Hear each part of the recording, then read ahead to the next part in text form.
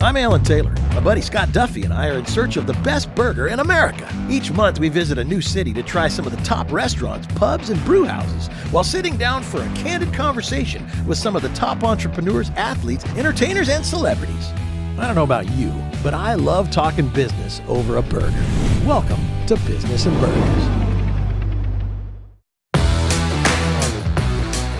Today, we return to the Grub Burger Bar for our third and final round of burgers. Joining us to round out our tour of Grub's best burgers are Sam Khorramian and Oliver Graf of Big Block Realty. Oliver and Sam founded their brokerage firm a few years ago with the intention of doing things differently. They focus on creating the best work culture imaginable and putting their agents first. With 100% commissions, it's no surprise agents love working for Sam and Oliver. Having recently landed at number 26 on the Inc. 500 and having been named San Diego's best real estate brokerage 4 years running, it's clear that Oliver and Sam are onto something big with their unique approach to real estate. You know, I love what you guys did here because you hacked the real estate world. You started over. So talk about how you got on a roll like this. We were in a mastermind as investors at the time, a great group, and everyone was talking about residual income, which is the name of the game for us. We thought to ourselves, how can we make residual income in real estate without owning a bunch of doors? So the idea kind of hit us, man, I bet you we could get a bunch of real estate agents to pay us maybe $300 a month for 100% commission. In the model today, for most places out there is you don't pay anything a month, but you pay most of your commission when you sell a house. Yeah. When we were starting out, we were looking at the real estate model, and it just seemed like there was, like you were saying, people have been doing it the same way for the last 100 years. Right. There seemed like there was a lot of noise and a lot of just fat that could get cut out of the real estate business. And so being entrepreneurs, we wanted a brokerage where we could get support when we needed it, but they kind of left us alone and let us do our own thing. And after looking at all the different models that were out there, we couldn't find anything that hit all the buttons, because there was the virtual platform where people pay a flat fee per transaction. There was no service, there was no nothing. It was basically like a rent-a-broker. And then there's the full service model, which they generally put you on like a 25 to 50% split with the broker. And the problem with that model is most of the brokers aren't really providing any real value for the amount of money that they're taking. Right. So we came up with, hey, let's kind of hybrid the two models and incorporate some sort of recurring revenue. And that's where the whole idea kind of started. So did you get any negative feedback? Did you have haters? That's about all we got. Yeah. I was going to say. Yeah. Everyone told us it couldn't be done, which told us we were on the right track, to be honest, right? No one was really quite doing it the way we were doing it. And they said, look, it won't pencil, you can't make this work, and that motivated us to just put our heads down and figure it out. So we looked at the challenges in the business and said, how can we make this better? How can we put the customer, who's our real estate agent, how can we put them first and build a model around them? For us, we got really real with the fact that, look, if we want to create something that makes a big impact, we're gonna have to give them 1,000 reasons to join and 0 reasons to leave. What I mean by that is 1,000 reasons to join the company and 0 reasons to go to our competitor. It forces us to ask ourselves, what do agents really want? Like, what do they really want in the business? And more than anything, at the end of the day, it's about profitability, right? They want to make money.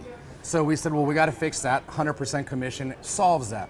But look, I could give you 100% commission and drop the ball on support or drop the ball on service, and you'll be out the door as fast as you came in. Right. So we knew that we had to really create an environment that gave them all the support that they wanted as fast as they wanted it. What's interesting about this is that your customers are the realtors. Yes. Yeah.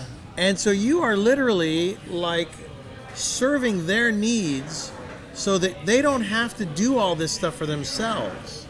You hit the nail right on the head with who we look at as our customer. Like the traditional brokerage, they look at the people buying and selling real estate as the customer. And we, from the top down, look at the agent as our customer. So we really built the business around serving our agents, and we've had to say no to a lot of things that we could have used to make more money, but would have been not beneficial to the agents. We started a broker hotline, which means any question you have anytime, you pick up the phone, you call the broker hotline, and it's real brokers in our office that are there to answer your question. And then we said, okay, well, there's obviously the broker contract compliance side. We need to help them with that, and that's really our job as a broker. But what about everything else? So that's when Agent Concierge was born. And the idea was, look, agents have a million things they got to do from A to Z in closing a transaction. If we could provide a service that supported them when they need it, we would win. For us, it's really just the idea of delivering the yes whenever they ask. And we've continued to do that, and it's worked really well for us. I think I see some burgers on the way.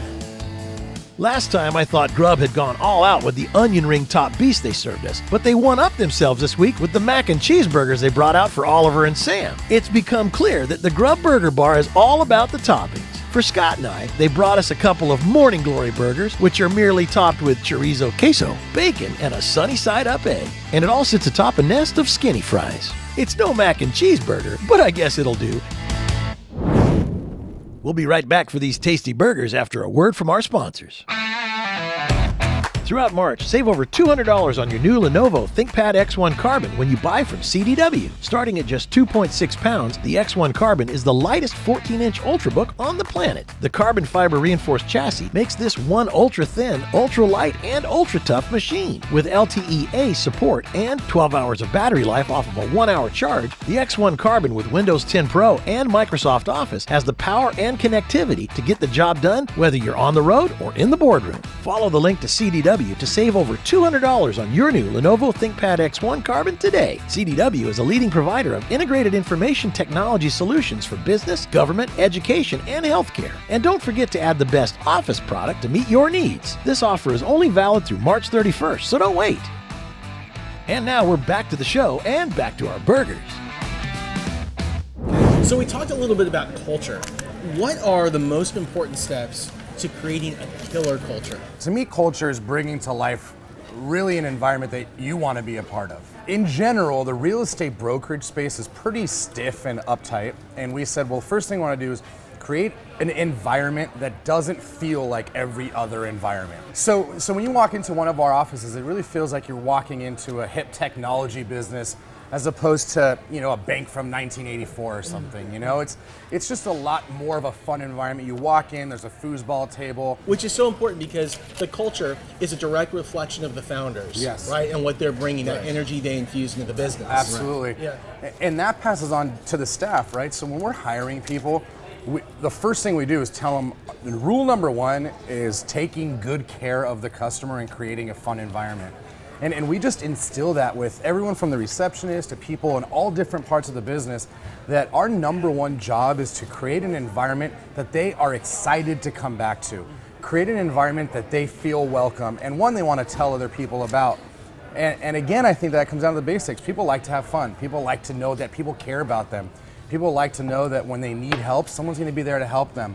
For me, I would say that it really comes down to loving your customers. And I don't mean like loving your customers like the customer is always right. I mean like really loving your customer, like looking at the customer like, if this person was my mom, would what they were requesting from me, would I gladly and happily do it? And if the answer is yes, you should always do it. It seems to me that your culture is so important to you, yeah, because it is what attracts people. It's like right, the fun boat, the party boat. It is. But not partying, doing business. The Yeah, business is the party. and sometimes there is party, and that's okay, right? I tell people all the time, I don't think it's 100% commission that got 600 agents to join the company. It's the culture, because I really truly believe if Oliver and Spencer, if Big Block, if we offered a traditional split, but we backed it up with love, we backed it up with great culture, we backed it up with good service, I think that we could have similar growth because people will pay when there's value.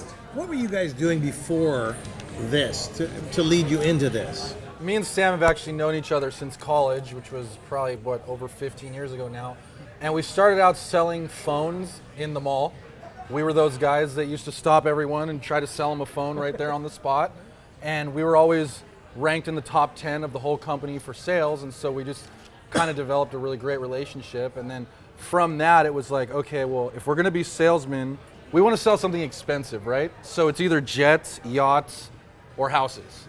And we didn't know anything about jets, we didn't know anything about yachts, and we figured, hey, there's a lot of houses. We live in a house. So this is perfect. I've been in one or two of those before. Right.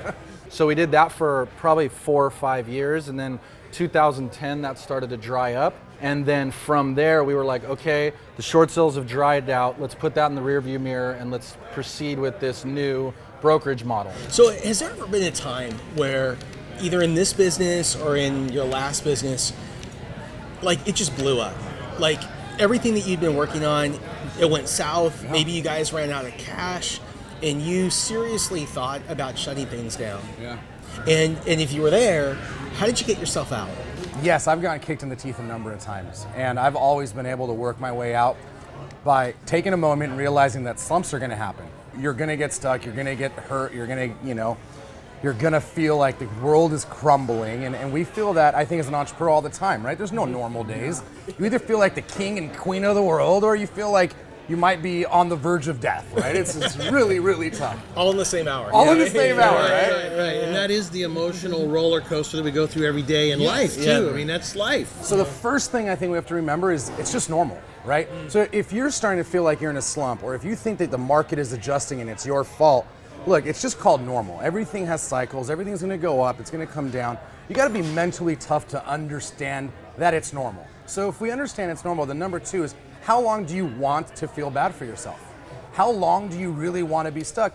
And sometimes, Scott, you might just say, you know what? I really want to feel bad for a month. And maybe I'll just go lay on the sand and feel bad for myself. And if that's what you want, then that's okay. But I think you got to ask yourself, how bad do I really want this feeling to last? And then the third question is, what are you going to do about it? For us, the moment that this 100% model came up, I'm telling you, we went from being investors to starting a brokerage in a matter of weeks. I want to buy a franchise when the time comes. It just sounds like a really great idea. I mean, it's going to change the whole realtor world, I think. We think so too. You're actually enabling and empowering the truest entrepreneur, the salesperson. Right. Yes. And you're saying, look, you're going to be in business for yourself, but not by yourself. Absolutely. And by the way, that's kind of the franchise idea, Yeah. right? But you're actually helping all these little individual entrepreneurs by giving them 100% of what they earn, less some fees. Right. I love this model. You know, one of the things that's really worked well for us is just social media. What we found in the real estate space is brokerages and real estate companies don't even talk about this. So we said, let's bring social media into the real estate world. Let's talk about real internet marketing, right? Not just posting something on a social network, but how can I take targeted traffic and send it to perfectly crafted content and pages? And how can I turn that into business for myself? So you're trying to turn a big industry, it's been around for a long time, and you want to turn that on its head. How do you sell the vision? I think that feeling comfortable and confident with where you're going yourself is where it starts. If I'm not really confident in where I'm going and feel it in my bones, it's going to be hard to pass that feeling off to you, right? Yeah. Number two, you have to not care what other people are going to say. You know, one of my mentors always says, if you're going to let someone else's reaction to your efforts determine where you're going, then you're on a very slippery slope. And number three, I think you got to seek counsel, right? And you know, when we started this, Scott, we were talking a lot. We picked your brain. We said, hey, how should we do this? How should we do that? Then let's seek counsel from people that have disrupted something in their space or have done something different and say, you know, you did that with this. How can I apply that to what I'm doing?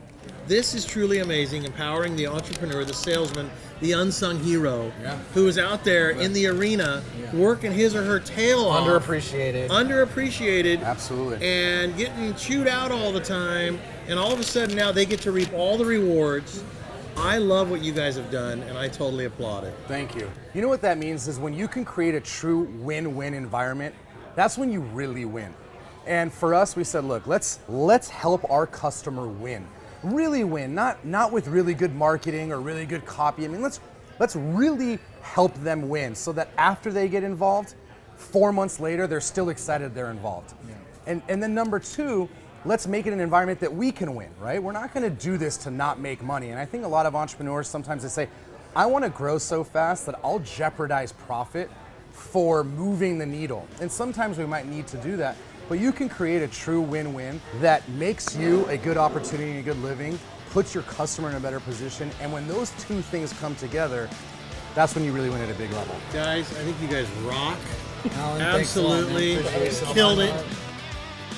Sam and Oliver have clearly created a stir in the real estate industry. Their unique approach has left us with some fascinating food for thought. Culture is king. Create an environment that your clients want to come back to.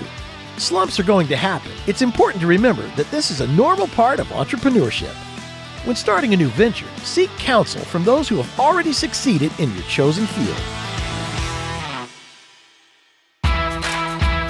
Next time, right here on Business and Burgers, we stop by my hometown in Grants Pass, Oregon, to meet up with world-renowned tattoo artist Jeff Gogwe. Jeff threw himself into the tattoo world at age 26, and through his artistic ability and innate business sense, he built himself into one of the most sought-after tattoo artists in the world. Join us for the story of Jeff's inspiring rise from trailer park to success, right here next time on Business and Burgers.